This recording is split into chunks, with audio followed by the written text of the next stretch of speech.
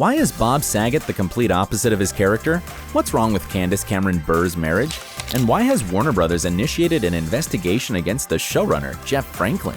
Hi, my name's Dylan, and today I'll be revealing all the scandals the Fuller House cast members are involved in. What's wrong with Candace's marriage? The actress has been happily married to hockey player Valerie Bure for more than 20 years now. However, not many people like her recipe for happiness. In her book, Balancing It All, the story of juggling priorities and purpose, the actress revealed that she had to get used to her husband being the head of everything. He wants to make the decisions and supports the idea of a so-called traditional marriage. Candace admitted that during filming of Fuller House, her husband only came to the set a few times as he couldn't bear seeing her with other men. Although Valerie did not prohibit her from acting, he didn't want to see it, and Candace understands his choice.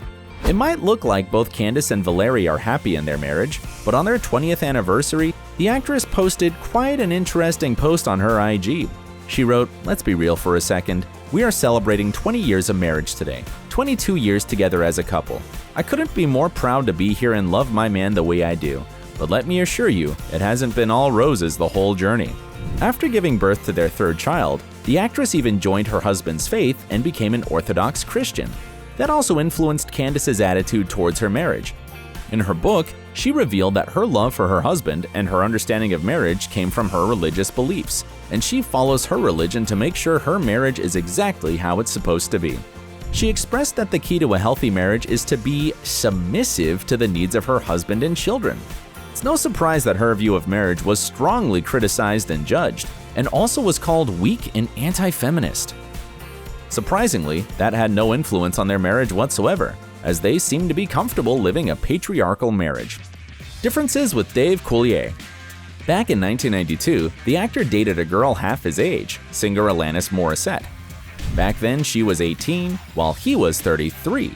And we could have long forgotten about it if it wasn't for the song "You Oughta Know" that displays some of Alanis' relationships in a bad light. Some lines reveal the details of the singer's previous relationships. "It was a slap in the face how quickly I was replaced, and are you thinking of me when you f*** her?" she sings. The song came out in 1995 and made Alanis a star, but only 10 years later did the media really wonder what the song was about. In an interview with BuzzFeed, the actor revealed that he wouldn't want to be the guy from the song, as the song is about a bad boy. Dave even called his ex to find out if she was singing about him, to which she answered, "Well, you know, it could be a bunch of people, but you can say whatever you want." Dave used that and started joking that it was really him. As a result, the whole story turned into just an urban legend, but we still don't know if it was Dave or somebody else. What do you think? Jeff Franklin is more at fault. Dave Coulier might have made some mistakes in the past, but that had no influence on his career. Jeff Franklin, however, who created both Full House and Fuller House, was fired at the end of 2018, and there were some serious reasons behind that. According to a new testimony from a Warner Brothers executive, Jeff was fired because not only did he create a toxic atmosphere on the set, but he also refused to hire female directors and non-white directors. He even described female directors as all the same. He kept making inappropriate comments regarding women that actresses had to put up with for years. Warner Brothers initiated an investigation and questioned a lot of people. As a result of this investigation, Jeff was fired, so we can just guess what exactly the Warner Brothers management found out against him. After his dismissal, Franklin wrote an IG post in which he said his heart was broken after leaving the show that had become his family over the last 30 years. He was supported by scandalous Candace Cameron Bure, who called Jeff Franklin her dear friend who she'd miss. Whatever type of person Franklin is, it was him who created both shows, and without him, Fuller House lasted for only one season. Quite a sad story, isn't it? Jodie Sweetin's problems. Back in 2006, in a shocking interview with Good Morning America, the actress revealed details about one of the darkest periods of her life. After losing the job that made her famous at the age of 13, Jodie didn't know who she was anymore.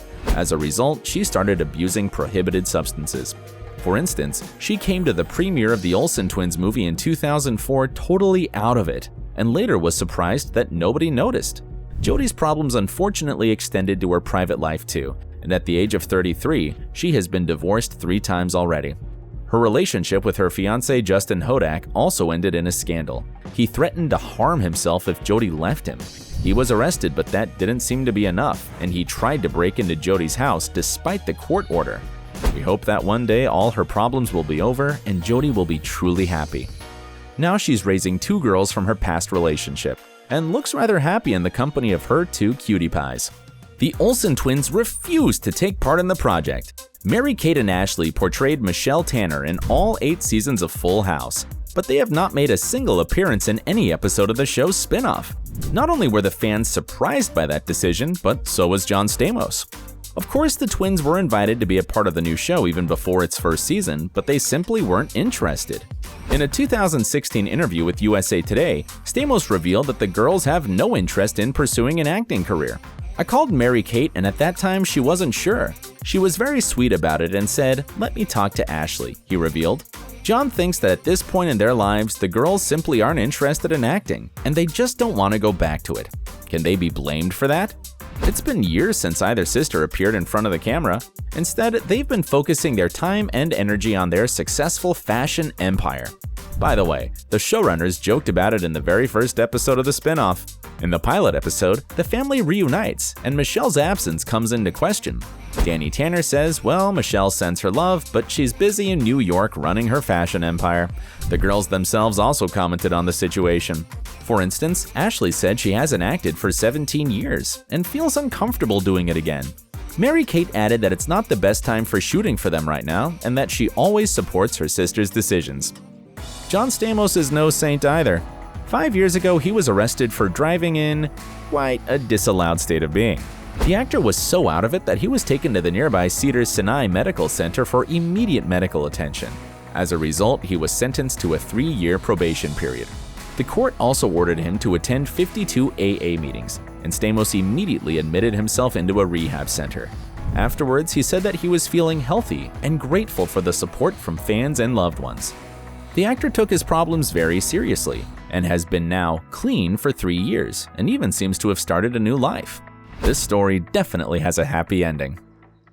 Bob Saget is in no way similar to Danny Tanner. If you still think the actors are similar to the characters they play, Bob Saget will prove you wrong. In the show, he's a loving father of a family, but in reality, oh, what hasn't happened to him? He has made vulgar jokes at his stand-up performances, made inappropriate tweets, and was in no way ashamed to use illegal substances in public. It seemed like he couldn't do anything more to shock us, but in 2014, he released a book, Dirty Daddy, The Chronicles of a Family Man Turned Filthy Comedian, in which he revealed some details about the things he had done on the set. I couldn't help it. The whole show for me was like a beautiful Jekyll and Hyde experience. Being silly helped us survive a super clean-cut show that at first mostly got panned, but then in retrospect became a part of family television humor. He did many disgusting things that we don't even want to talk about. He often acted like a child. For instance, during the meeting with the producers, he drew some inappropriate pictures on the script, showed them to his colleagues, and giggled. One time he got so drunk that he fell asleep in John Stamos' bed and stayed there through the night. Frankly speaking, we're surprised he wasn't fired from Full House and that he even got a guest role in Fuller House. LoriLoughlin is never getting a role again. Fame has another side to it, and LoriLoughlin has definitely experienced that. Many of us were shocked when a year ago, the actress who portrayed our favorite Aunt Becky was arrested. She wanted her daughters to get into the elite University of Southern California so badly that she paid a huge bribe. This event became so scandalous that the actress got fired from Fuller House right away, and the case is still ongoing. According to reports, LoriLoughlin has hired an expert to help her prepare for the possibility of time in prison. She has someone who is advising her what to do in case she loses her case, a source tells People. We don't know how that's going to end, but we're following the news on the situation. The critics don't like Fuller House. Is anyone really surprised by that? Let's be honest. Even the original show that the audience loved so much wasn't necessarily the critics' favorite. It's no surprise that the show's reboot got rather low ratings from the experts too. For instance, in 2016, The Telegraph couldn't hold themselves back and released an article titled, "How did this garbage become Netflix's biggest hit?" Frankly speaking, the show's first season received not just bad, but totally hideous reviews. Excruciating, tinged with the sickly sweet of rot, and bordering on the obscene are just a few of the unkind words critics had for the Full House sequel series. However, the critics' reviews don't seem to have deterred the audience, and Fuller House is likely to remain one of the most popular shows on Netflix. Do you like the series? Let us know in the comments, and don't forget to subscribe to our channel.